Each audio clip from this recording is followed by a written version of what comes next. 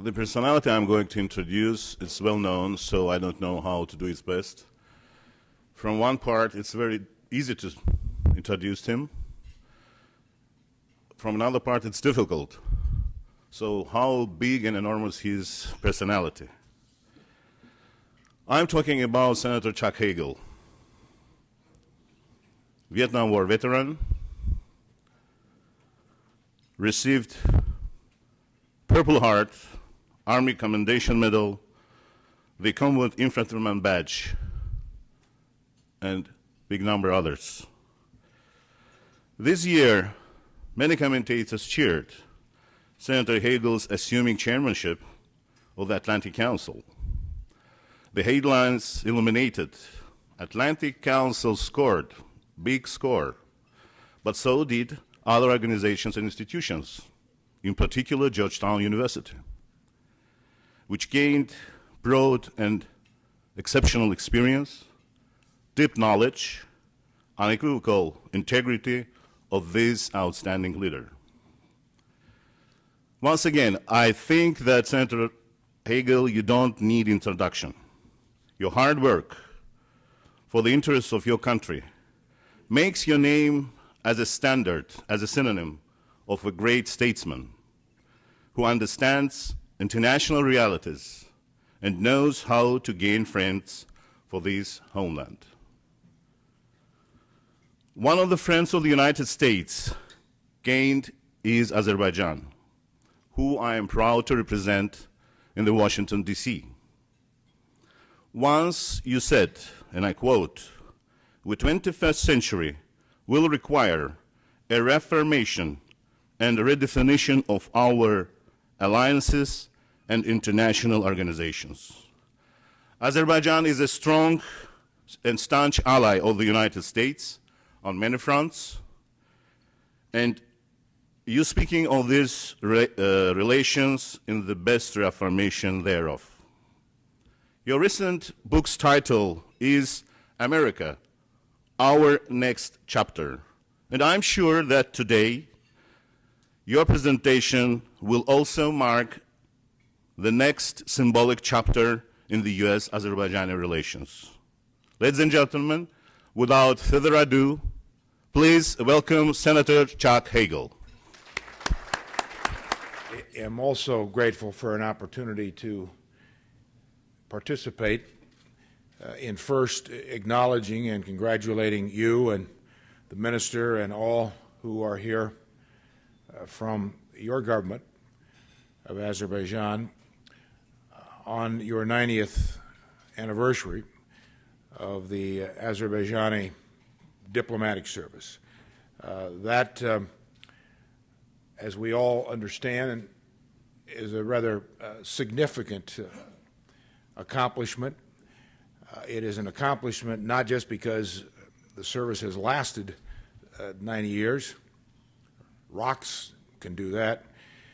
But it is a measurement of the influence and effectiveness that you have had on your country and on your region of the world. I want to also acknowledge my friend Angela Stent and her colleagues and the Center for co-sponsoring this event, and of course Georgetown. One of the reasons I am most proud to be associated with Georgetown University is because it is a repository not only of some of our best thinkers in the world. I'm on the weak link side of it, but we here at Georgetown not only have some of the best thinkers, some of the best teachers, but we construct forums like this to acknowledge some of the great, not just challenges that we all mankind is facing today, but how do we drive toward a consensus on the solutions? And that, of course, is what the theme of this conference is about. Bilateral and regional strategic relationships. Why are they important? Are they important? What influence do they bring? on the outcome of our world. And I want to begin with my remarks this afternoon on that point, and then share with you some other thoughts about this particular relationship between our two countries, Azerbaijan and the United States of America. And then, Angela, I'd be very happy to respond to any questions or other comments that anyone would have. I recall when I first came to the United States Senate in January of 1997, and I joined the Foreign Relations Committee. The way it works in the Senate is the new members who are elected each 2 years, they have an opportunity to ask for certain committee assignments. Now, because you are at the bottom of the seniority list, you rarely get your first committee assignment, but I've never found a committee in the United States Senate that was not worthy or was not important. So I was never very bothered by not being assigned to relevant, important committees, because I've always thought they're all important. But one committee that I did want to be on was the Foreign Relations Committee. And I selected the Foreign Relations Committee as my first choice. I did not have any problem with that choice, because no one else of the new senators chose the Foreign Relations Committee. So I immediately went on the Foreign Relations Committee, and because at that time the Republicans were majority party in the Senate, and because we have many subcommittees of that committee, I was given a subcommittee chairmanship. And the chairmanship that I was given was the one that no one else wanted, because I was at the bottom. It was called International Monetary and Trade Subcommittee.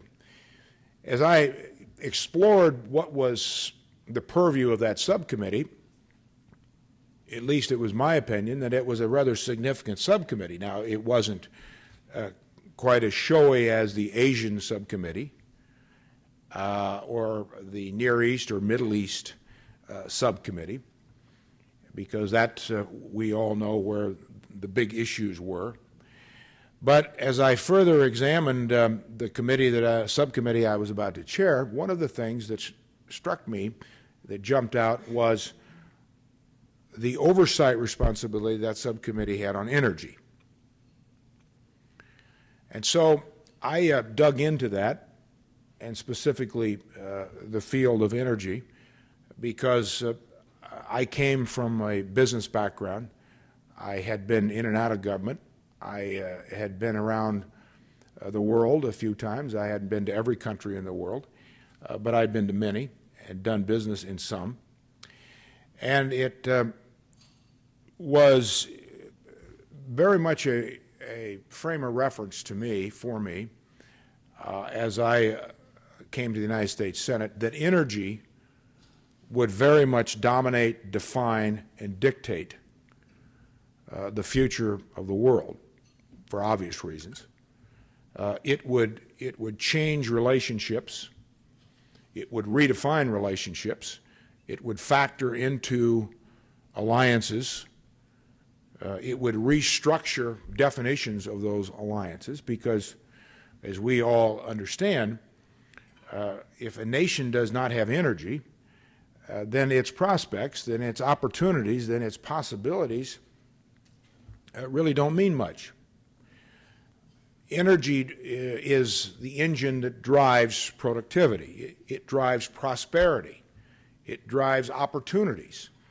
Now, we all understand that energy alone doesn't do that, of course, but energy is as essential an element of a country's independence as any one thing. And we further examine all of this and understand that when a country has very limited economic options, then just like any of us as individuals, who have limited economic options. You probably are not going to take many vacations. You're probably not going to be able to do much in the way of buying a house or a car or whatever you think is important to you and your family. Economic options, economies of nations also underpin a nation's progress, underpin a nation's role in the world. And when you combine energy and the economy, and you cannot separate the two, and you further expand that equation into other resources like food, protein in particular, water, we come to only one conclusion as we enter the early part of the 21st century. And that is the 6.5 billion people that share the earth, we will soon get to 8 billion, are all rattling around here, elbowing each other, all of us needing, insisting on resources, energy, water, protein. That is the anchor of a society, of a country. Now, beliefs and religion and all the rest that fill that picture out, that embroider together the fabric of a culture, they too are essential. But when you put all those pieces together and you look at the 191 nations out there who require all of these different elements, then what we see is not only tension, but we see the prospects of tension developing into confrontation, into complicated relationships, then into an exchange of force.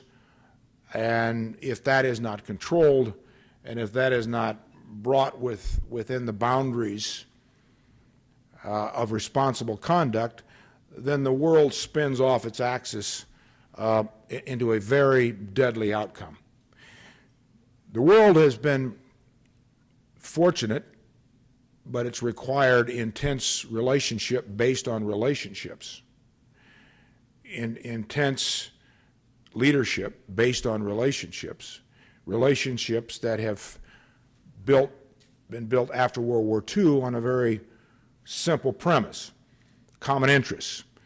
After World War II, we built, all of us, defined a world order that was built around those relationships of common interest. We did not define relationships based on our differences.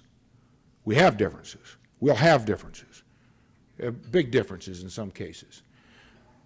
But we'll never get to the high ground of diffusing those differences or resolving at least some of the big differences unless there's a platform of some accommodation based on the common interest to get us there. So that has produced a world that has not seen the conflagration of a possible World War III. And I don't minimize that accomplishment. I think that's been a rather dramatic accomplishment. We've had terrible things happen in the world, and we still are seeing terrible things happen. Genocide, slaughter, confrontations, smaller skirmishes and wars, but we've never allowed the world to spin off into a World War III, partly because we understand that if that would occur, that now we have no margin of error. And the deadliness of weapons today, proliferation of weapons of mass destruction, and all that factor into that, would result in not a time that you could put the world back together after we all did after World War II and after World War I. We would destroy mankind. I mean, that's what we're playing for here. When you further analyze the relationship between Azerbaijan and the United States, we come to a couple of conclusions. And I know this morning, were a part of sessions that included some of the best thinkers on this issue we have.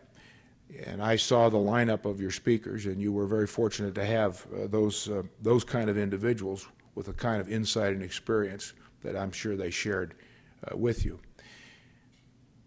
But as I further got into my subcommittee assignment in 1997, specifically looking at energy and resources and relationships and how they all come together and how they are woven into this bigger fabric, and thinking about where are we going in the world, all of us crowding each other a little bit, all of us needing more and more resources, all of us wanting hope and possibilities for our families.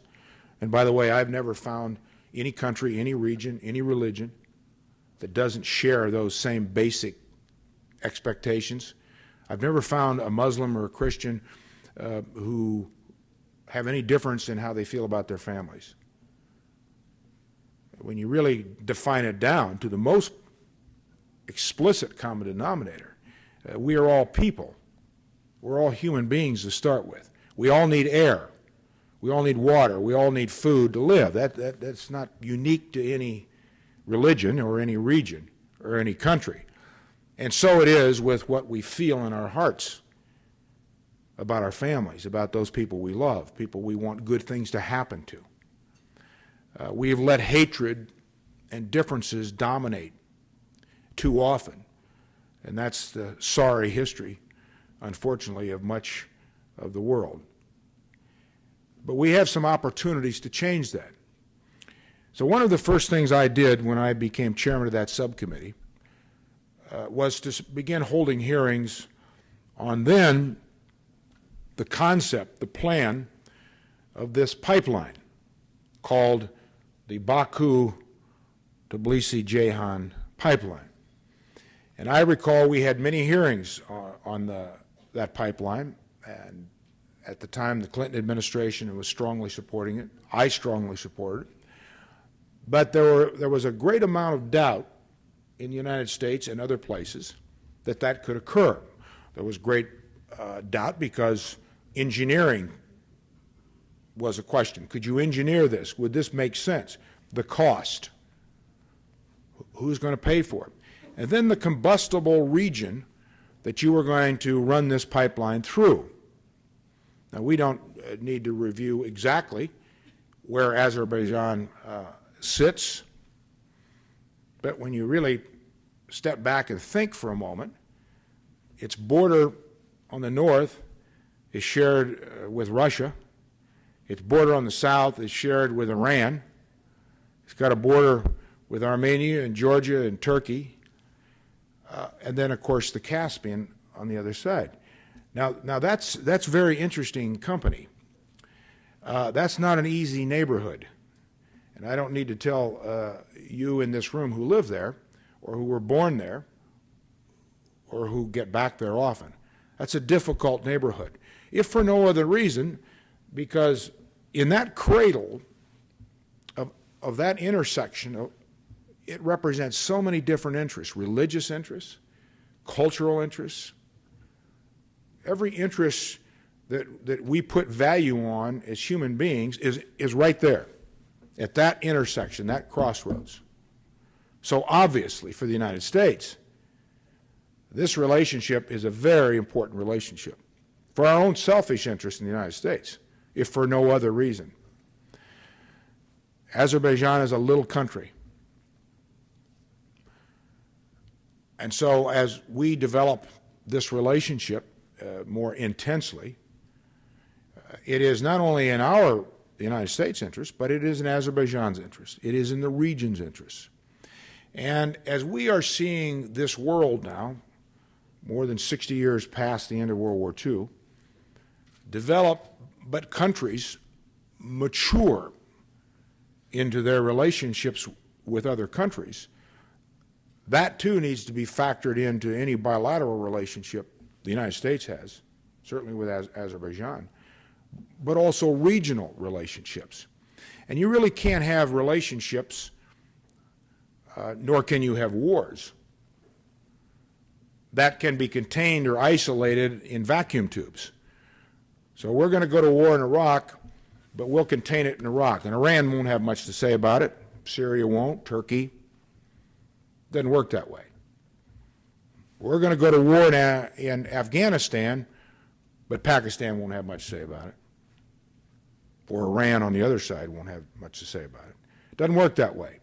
Strategic regional influences are the most important. Now, those have to be anchored by individual bilateral relationships. But you can't have a bilateral relationship in the larger sense of that relationship and the expectations that come from that relationship on both sides without understanding the strategic implications of the region, of the regional consequences of the other relationships.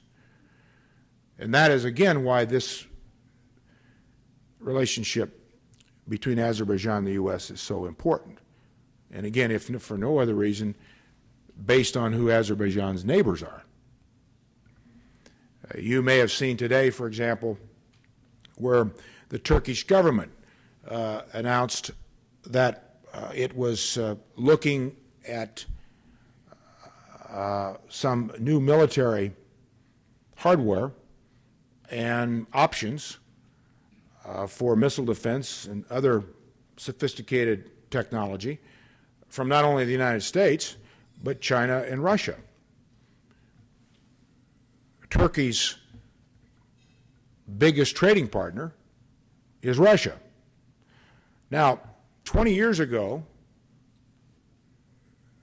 Turkey would not be reaching out to Russia and China on the same basis as they are to the United States to look at purchasing military hardware from those other countries.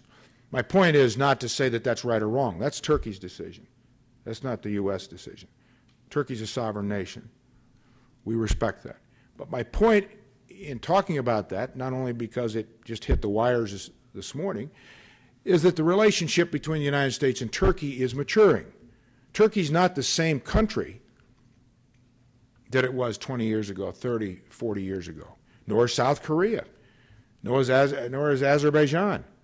And especially in the region where Azerbaijan lives, those CIS countries are now working their way through the consequences, as is the world, quite frankly, but especially the CIS countries, as to where do each of those countries fit? What is their role, not just in the region, but in the world? This all came as a result of the implosion of the Soviet Union.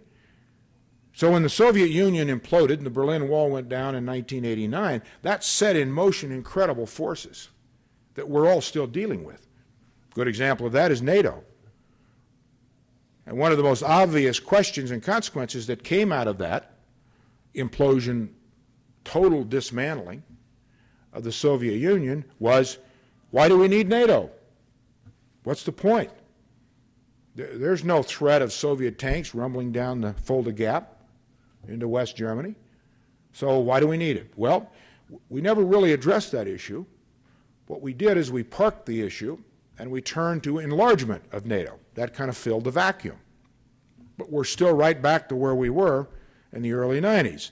Now, the war in Afghanistan has filled some of that vacuum, but there's still a big question hanging over the issue of Afghanistan, not just in NATO, but in the United States, as to where we're going to go. And you all are very clear and aware of the line starting to divide the Congress of the United States on this issue. And the administration is going to have to make some tough choices one of these days. That affects NATO. That affects relationships. Two of the neighbors that Azerbaijan has. One was an early member of NATO. Another country, Georgia, is anticipated that it may well be one of these days a member of NATO. So when I talk about regional relationships, those are just a couple of those dynamics that have to factor into certainly any nation's thinking about its own strategic interests, but also its role in the world. America's role in the world is changing. I go back to Turkey. I go back to some of these other countries. Turkey has been and continues to broker bilateral relationships, for example, between Syria and Israel last year. It is doing the same with a couple of other countries this year, with Iran. That wouldn't have occurred even 10 years ago. I see that as positive. I see that as positive for the world. I see that as positive for America. Why? The more diversification and the more diffusion of power sharing, of economic power, geopolitical power, the more responsibility by more countries. For America in particular, I think that's especially good. Now, we're going to have to adjust to all of this, because what does that mean when you really define it down in the most clear dimensions of consequences for America? That means we will not be the same country as to the dominant overarching country that we were 20 and 30 years ago, and whatever we wanted, basically, we got. That's caused some trouble, too. But that's our way of thinking. Our perspective, our optics have been, well, if we want it, it's good. So the Turks will help us out here, or the South Koreans will help us out here. That's all changing. That doesn't mean, for example, for the United States, that we are any less powerful. That doesn't mean that this is not our century anymore. But this century is not going to be any country's century, in my opinion. And no country should begin the 21st century thinking that America is on the backside of its greatness, or on the front side, or it's China, or it's Asia, or it's Indochina's century. That's the wrong way to look at it. That's a dangerous way to look at it. This is going to be a century that's based on probably the greatest diffusion of economic geopolitical power in the history of man, because of the required resources, because if for another reason we are so interconnected with everything, and we don't need to go much beyond the global financial crisis that has washed over every country in the world. It started here, but there's not been a nation untouched by this global financial crisis. We need not go much beyond that clear example of how we are all interconnected. We are all now clearly citizens of the world. And by the way, that does not mean either that a nation must give up its sovereignty, that there's a choice here. It's a false choice if people put it that way, that there will be a world order and essentially a world government, and each nation will have to give up some sovereignty. No, it doesn't mean that at all. It means that we're all going to have to work closer in an interconnected world with an arc of relationships and with a frame of reference of common interests. But as to who America is, or who we want to be, or who Azerbaijan is, or who they want to be, their role in the world, that doesn't have to be given up. It's going to be altered. It's going to be redefined. But so too has that been the history of man. I mean, I suppose someone, I don't know how this happened, but somebody somewhere at some time, and I've seen history on this as to where it came from, invented or came across or thought about the stone wheel. Now, you can imagine, I suspect, I wasn't around then, but I suspect that there was great hostility to that individual, because what that did is it displaced many workers, put everybody out of business, because you didn't have to stoop over and put rocks and sticks on your back anymore. You could actually use those wheels, as crude as they were, maybe make a little flatbed between them and get an axle and actually load the stones and the sticks on that. That was a pretty good invention. But I'm sure at the time there were a lot of people who said, what are you doing? I mean, this is crazy. What will we do? How can we work? We'll have no jobs. And so it's been with every element of productive capacity in every improvement, whether it's computers. And today you find, and this is particularly for America, it's been mostly good news, some bad news. Our productivity has been so incredibly effective and efficient the last 15 years. It's eliminated jobs. But on the other side of that, it's produced more opportunities, better jobs. That's also requiring a shift in skills, in skill sets, in education. And with all that, it's opened it up to the rest of the world. All that is positive. All that's good. But we are creatures of constant change. We are creatures of constant adjustment. And no relationship stays the same. I suspect we have a lot of married people in here, and I'm not an expert on marriage. I've been married 25 years. Thank you. It's a good thing my wife's not here. She may have something else to say about that. But been a high degree of tolerance on Mrs. Hagel's part, I suspect. But the point being, I've never found in my marriage or any business or anything I've done that every day has been exactly the same day. Tomorrow is going to be as predictable as today with my relationship with my wife. Now, there are basic parts of that relationship that you hang on to, but it's different. It changes. My wife's changed in 25 years. I have. Situations have changed. We've got a daughter now in college. We have a son in high school. All that changes. We have to adjust to that. We each adjust in our own way to our own lives. But so too must we adjust to relationships, bilateral relationships, strategic regional relationships. That's kind of the fun of it, too. You don't get bored. But that's life. That's reality. And it's imperfect. And expectations sometimes are not achieved. But we don't have any choice but to keep moving forward and to take that relationship the U.S. has with Azerbaijan and keep working it and keep defining it. And I think the last point I would make here, and we'll get to whatever you want to talk about, one of the most important ingredients in all of this, for all of us, especially with nations, is mutual respect. That element is key to any relationship, and we all know that.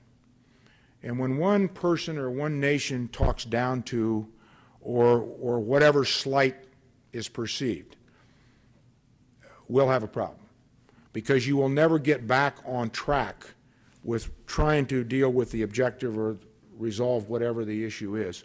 If one party feels aggrieved that he or she or the nation is being taken for granted or not respected, you can't do that. And that's an area where the United States, I think all great powers, have to always work on.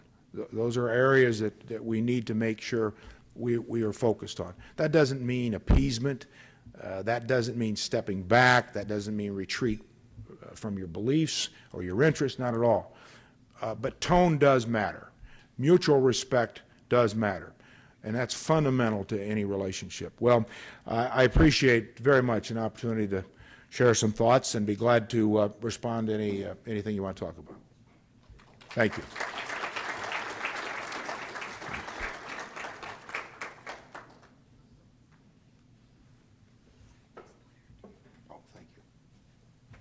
Thank you very much, Senator Hagel. That was masterful. I always get a little bit worried when people use marriage metaphors when you're discussing international politics. You know, you have these discussions of honeymoons and how they end, but you did that wonderfully. So we do have some time for questions. We have the microphone back there, and if you would like to line up there while you're thinking of them, yes. And if you can just identify yourself.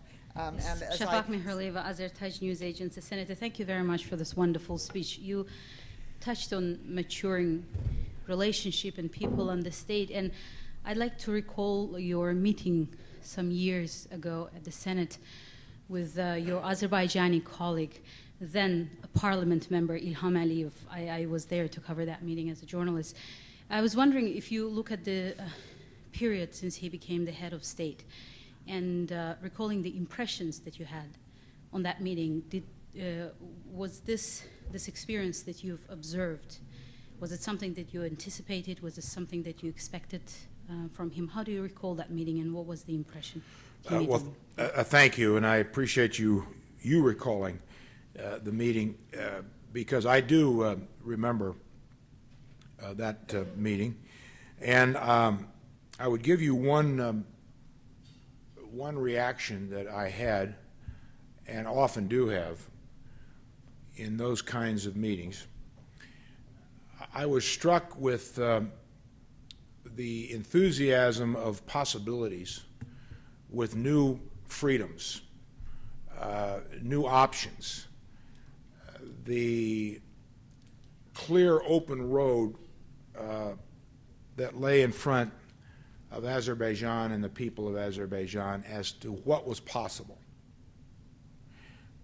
recognizing the travesties, the travails, the unfairness, all that had been part of the history, especially the recent history of Azerbaijan. But individual freedom, individual possibilities, and all that that represented was clearly obvious in that meeting, and I was struck with that as much as any one thing, as I have been over the years when I've traveled to that region, the Caspian region, and I've been in every country in that area. I'm not an expert on any of this, but I don't know of a member of Congress who's been to all the countries of the Caspian and beyond, and I think all the CIS countries. But that was very much common in all my meetings over the years with the people and the leaders of that area of the world. And in Azerbaijan's case, they have continued to move forward in so many areas to fulfill those high expectations. There have been setbacks. Sometimes they're a step or two forward, then there's a couple of steps to the side and maybe one to the back, but you keep going forward. But just the accomplishment of that pipeline is pretty spectacular. And the potential and the possibilities and what will be built onto that, the value added that that brings, not just in pipelines, but possibilities, in confidence. Many people, countries, sharing the benefits of that vision, of that reality. And those are things I think we cannot underestimate or undervalue. Thank you. Yeah, I must say it's absolutely breathtaking when you go and visit the Sangachal terminal there in Baku and you look out over the Caspian Sea, and as you say, and other speakers have said, it's really a miracle that that happened, but it did happen, and it's because of a lot of hard work and commitment from a lot of different people. Next question. Hi, my name is Javid Husseinov, Azerbaijani American Council.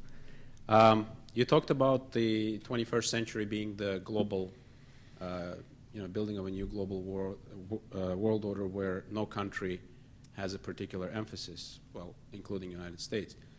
So in consequence of World War II, there was a new institutional world that was formed. United Nations were established, NATO, and as we see in the consequence of Cold War, United States are getting the new allies, and the former allies not necessarily support all the U.S. actions.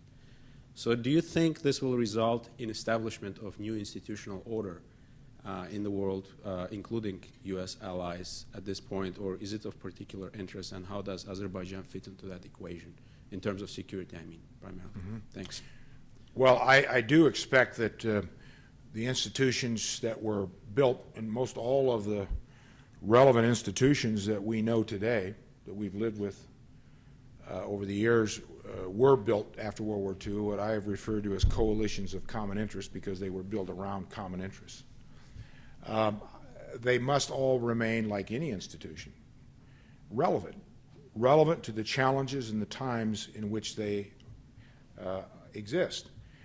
And if an institution does not remain relevant, something will replace it. I think all these institutions are in the process of reordering, redefining, and preparing themselves for a new kind of world. I mean, every institution has to do that every day in a way. And I suspect you will see some new institutions evolve, development. For example, I recall going to Europe in I think it was 1999 and something in that area.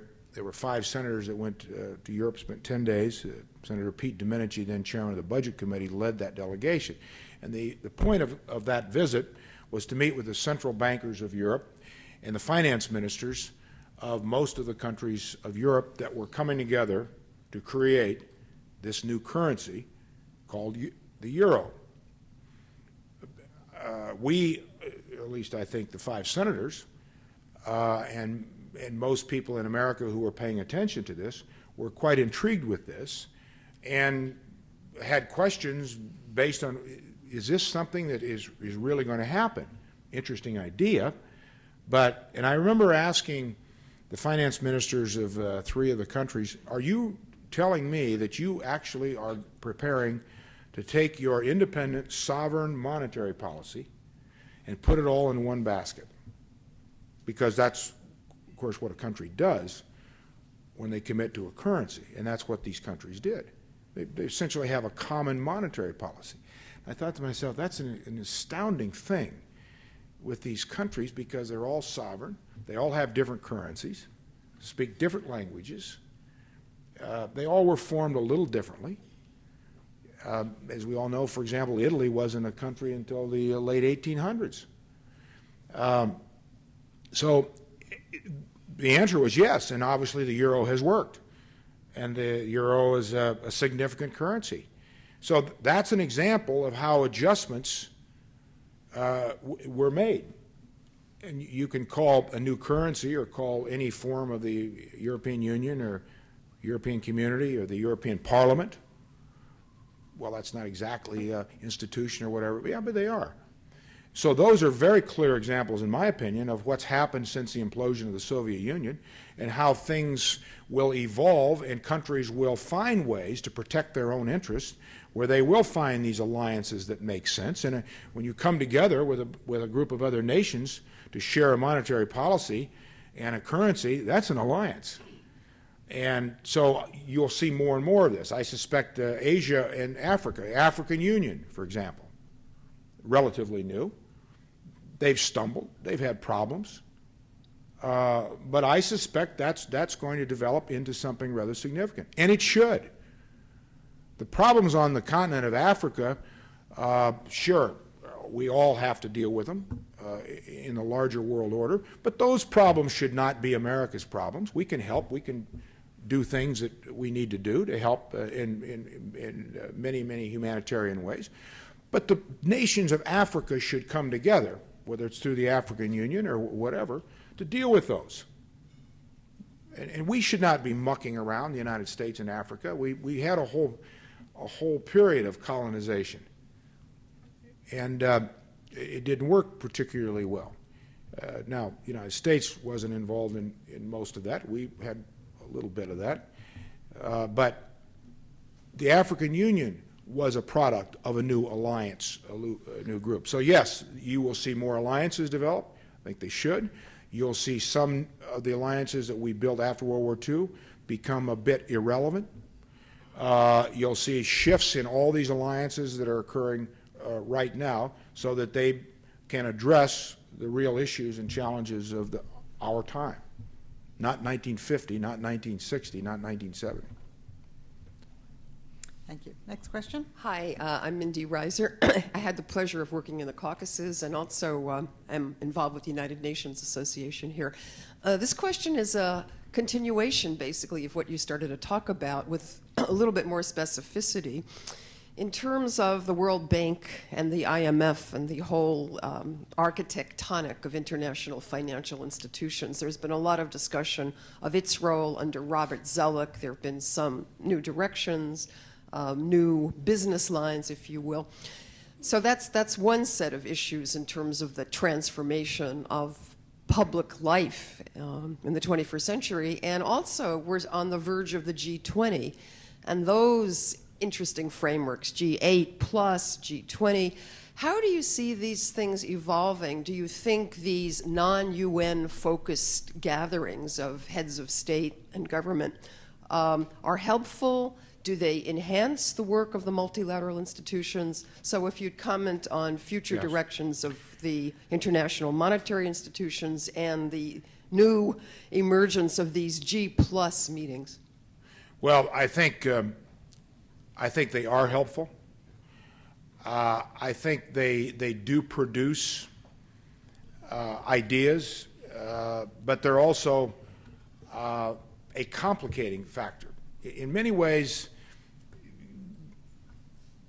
life was much simpler for everybody when you had a couple of superpowers and everybody kind of fit underneath that framework, and there were a few countries making all the decisions, essentially, for the world. That time's gone. Not because I say it, but look around. It's happening. So to your point, I think it is helpful when these groups can get together and form some consensus, because this is a world that's going to require some consensus, just like the body that I served 12 years in, like politics, like any democratic state. Eventually there must be a consensus arrived at in order to accomplish anything, in order to govern. There has to be a governing consensus to actually govern in a democracy. If you have that, then you actually can deal with the great issues. If you don't have it, and we are close in many ways, and I saw it coming over the last 2 years, to paralysis in the Congress of the United States because of the raw partisanship that we're dealing with. Now, that's a different issue, and I veer off your point. Your point about the G8 and the G20 is a very good point, in my opinion, because it further reflects on what's going on in the world today. The G8 is not big enough. Well, first of all, the G8, all the G8 countries, those economies representing the G8, they're not all the biggest economies in the world.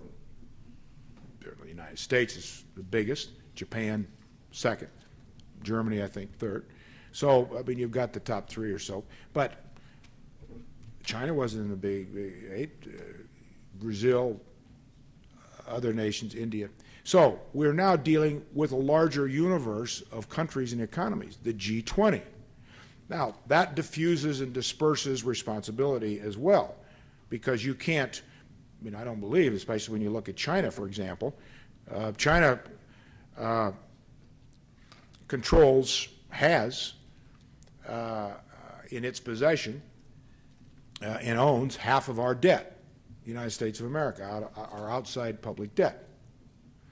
So whether we like it or not, China is a pretty important partner of the United States, and I think that's a good way to say it. We have differences, we're going to have differences, and they're a competitor, but they're a partner too, a real life partner. When somebody owns half of your house,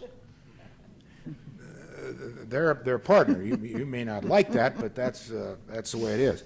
So we're all interconnected in this, and the G20 is not even big enough to really take on these big problems. So Zelig, what he's doing at the World Bank, as he is trying to also accommodate and adjust and shift this large organization to make it relevant, to deal with, and you saw some of the things that he came out with this week on poverty and so on. I mean, those are important statements to be made, and he is, just as Jim Wolfensohn tried to do for 10 years before that, when Wolfensohn really put a focus on developing countries and some of these projects.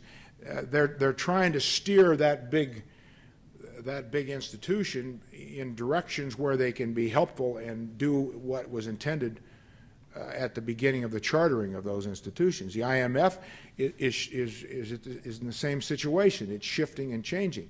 I know there's a lot of criticism of those two institutions. They are imperfect. There are problems. They have made mistakes. But let me just leave it this way. If we would not have had the World Bank and the IMF since the inception of those institutions, would the world today be better off or worse off?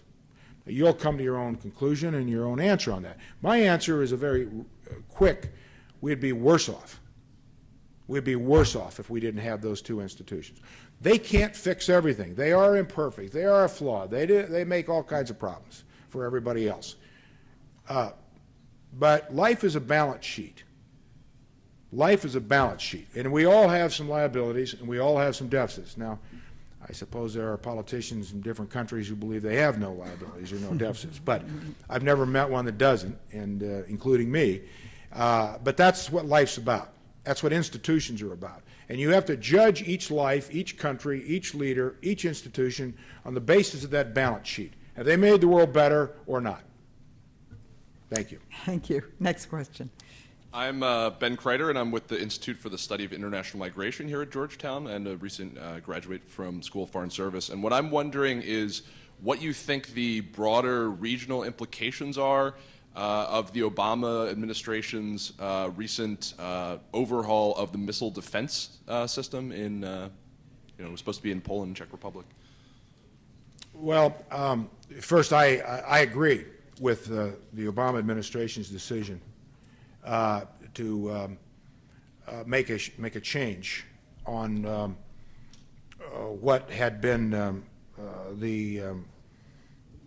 not only the policy, but the concept and the direction and the decision that had been made in the previous administration regarding missile defense and how they were going to construct that with the interceptors in Poland and the radar in Czech Republic. Now, two things I think need to be made clear here. One,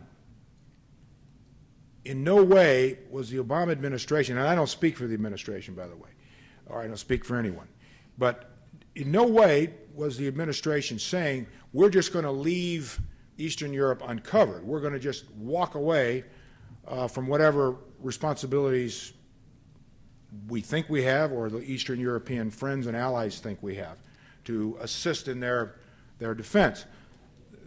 It was a different system that the Obama administration walked forward with. And in the Washington Post today, I haven't seen some of the other papers, but there's a side-by-side breakout of the two systems. So a lot of the media has somehow distorted this, saying that Obama's walking away from Poland and the Czech Republic. Oh my God, that wasn't it at all.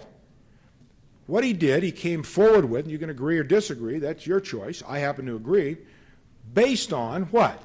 Based on the unanimous recommendation of the Secretary of Defense, of the Chairman of the Joint Chiefs of Staff, and all of the chiefs. We can do this, accomplish this better, smarter, cheaper, with proven technology than what we had over here, what we were anticipating and building. Now, I think that's pretty good. I don't think that's a liability. I don't think that's a bad decision. So, again, I think those 2 points are really fundamental here. But this is a political town. It's a political world. And you're not going to take the elements of a presidential decision, especially at a time when everything's combustible, where there's tension everywhere, and remove politics from anything. I mean, I heard one very senior commentator yesterday, before he knew even what he was talking about, which is not unusual. He said this was appeasement, his term, to Russia, a clear appeasement to Russia. Well, we know where the Russians have been on this. I was in Moscow earlier this year, met with Medvedev, Lavrov, Putin, others have. And I know they've told me they've had I had a long conversation with Bob Gates in January of last year, 2008, about this. I had just come back from Russia again and had this. Everybody knew that. And that's not, in my opinion, why Obama made the decision he did. Now, if Obama had made that decision that he did with the people who understand this issue about as well as anybody else, starting with General Cartwright, who is our Vice Chairman, Joint Chiefs of Staff, who is acknowledged that the smartest thinker on cyberspace and these issues, certainly that I've ever known, and other people think that too. They enthusiastically said we can do it better. Now, if Obama didn't have that behind him and said, I'm just, my old buddies over in Russia, they're upset, so we're going to change. Of course, he didn't. He made this on a very, very clear, set of facts. Now, will we get some residual benefit from Russia on this, maybe with Iran and some of these other issues? I don't know, maybe, maybe. But that wasn't the issue. Was it handled diplomatically correctly? I don't know. I wasn't in the middle of that. Did we just spring it on these people? I have to tell you, I don't think so. I was in Poland and Czech Republic last year. I can tell you when I was over there and talking with the Czech Polish diplomats, including the ambassadors, there always was a question whether the Congress, whether we were going to go forward with this. There always was a question about this. This wasn't never a done deal. So I don't know. I don't know how it was handled and when it was handled. Again, I'm not privy to that. But I think it was the right decision. I think he made the right decision based on the right facts and criteria. This country is not going to walk away from our friends in Eastern Europe. And I just think that there was a smarter way to do it. And I think the administration came about it the right way and made the right decision. Yes. Yeah. Thank you. I'm Emil Sanamyan with the Armenian Reporter newspaper. I was a little side note. I was drinking with my buddy last night, and he mentioned he translated for you some years back when you were traveling in the region, and mentioned that he was very impressed by your keen ability to understand new facts. And he's not very big on politicians, so I took it seriously from him. He wasn't just trying to flatter. There's been a lot of speculation early on when the Obama administration was just picking its cabinet that you might be considered for one of the senior positions.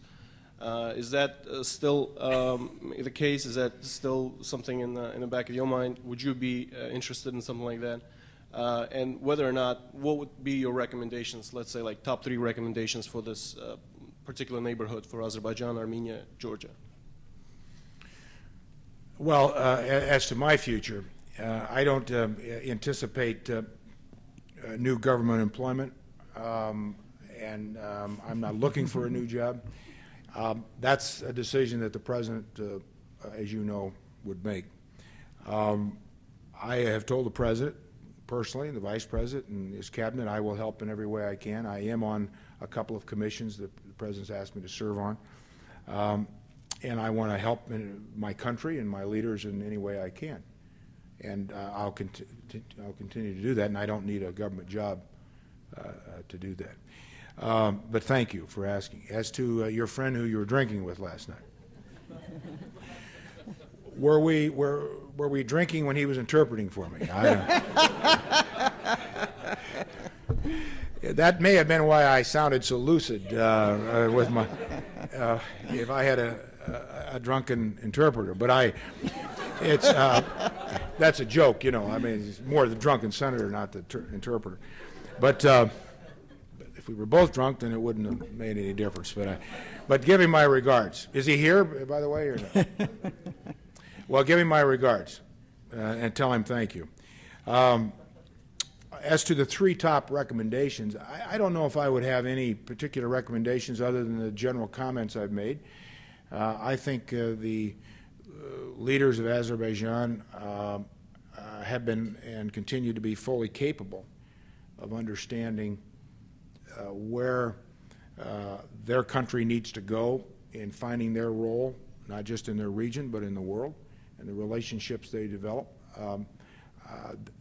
I go back, though, to a point I made earlier. I think we all need to, especially in the United States, appreciate that when countries are thrown into new situations, like certainly Azerbaijan and all the CIS countries, Russia, after the Soviet Union blew apart, we have to have some careful expectations here.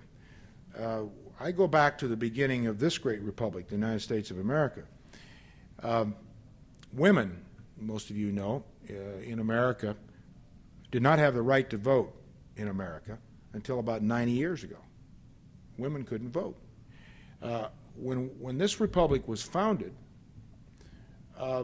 unless you were a white male landowner, you really didn't have a lot of rights in America. It took us many, many years. We fought a civil war over some of this. We're still self-correcting. The Voting Rights Act, the Civil Rights Act of the 1960s, paved the way for a lot of new things. the current occupant in the White House, I doubt would be there today if it had not been for the Voting Rights Act and the Civil Rights Act of the 1960s. So we are struggling too, still. We're not the perfect republic. But I think what's important is that nations have the ability to self-correct. And that's probably been as important for America's success, even though we've made our share of mistakes, as any one thing. We have an ability to self-correct without going to the streets and killing each other. We did that once in 1860 to 1865. But since then, we've handled it generally differently. And I think that's what Azerbaijan and other countries in that region are working their way through now, to get to that new center of gravity that these new freedoms have given their people, new opportunities. I mean, look at Russia. Russia's never had any history or heritage or background in self-government. If it wasn't for Nordic princes and then the czars and then the communist commissars, Russian people have always been told what to do. This is where you're going to work, what you're going to have, you don't need any more than this, so on and so on. All of a sudden, Russians is, all right, you're going to build a republic, you're going to build a democracy, you're going to elect people now. Well, it's been up and down. And this is not an apology for any actions that any leaders have taken, and ruthless actions in some cases. But it's a reminder that we've got to continue to work with countries and people and leaders on the inside and keep influencing on the inside. And again, I go back to even America, what we're still striving to do. This issue in America today on the debate of health care, there's a good example. We've got almost 50 million Americans without any health insurance. There's an issue here. 300 million Americans. Do all 300 million Americans have access to affordable, quality health care? No. Well, do we just dismiss that and say, well, that's just too bad? I mean, it's the way it is. Or do we try to fix it? Well, and I give Obama credit for this, or any leader that tries to fix things. It's tough to do that, and it's imperfect. And so I would end then my answer to that question about the three suggestions I might have with that point, that the Azerbaijanis know what they want to accomplish. We can help them. We should help them. It's certainly in our self-interest. But they have to do it. It's a point I made often about Iraq and Afghanistan. I mean, we can buy time. We can help them. We can do the things that we need to do. But in the end, the Iraqi people will sort this out and make the decision they're going to make. And the future of Iraq will be determined by them. If for no other reason we can't keep 130,000, 150, 175,000 in Iraq for decades and decades. I mean, that wouldn't happen anyway. Can't do it in Afghanistan. You can't do it. So what does that mean? Where do we go? What's the logic train here? You start here, surges up and down, up and down. But in the end, where do you come out? Well, you come out where the Iraqi people decide you come out. Thank you. Thank you very much, Senator Hagel. Or should I say Professor Hagel, and we hope that we will have you here for a long time. Ambassador Aliyev, would you like to say a few words just before the Senator leaves? Senator Hagel, our deepest gratitude to you. To say frankly, we need to deeply absorb now what we have heard from you. And indeed, this is scholarly and pretty much academic conference, and I'm very thankful to you, Angela Stent, the head of the CERES, and I wish you all the best and see you next year. Thank you.